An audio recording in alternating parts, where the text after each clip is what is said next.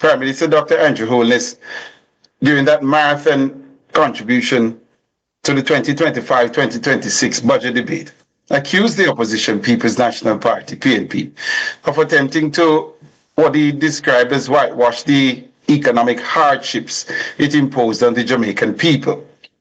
He used the opening of his budget debate in the House of Representatives to set the record straight about the economic records of the two main political parties. Dr. Holness says any objective assessment would show the JLP, particularly his administration, has been better stewards of the country. Here's Mahiri Stewart with that report.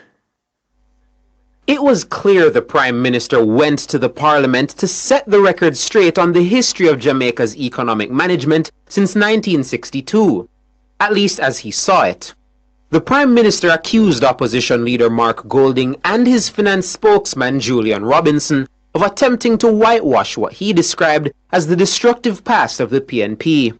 Madam Speaker, the leader of the opposition and the opposition spokesman on finance in their presentation attempted to whitewash their record and suggested that analysis of the country's economic performance does not go back far enough to do justice to their contribution. I do not believe they can complain if we start at independence.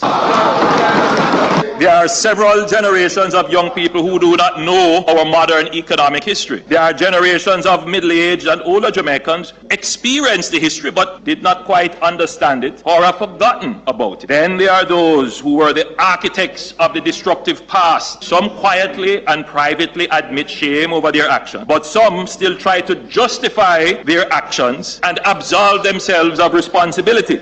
Dr. Holness pointed to inflation as one of the most significant markers of the difference in the economic management record of the two political parties.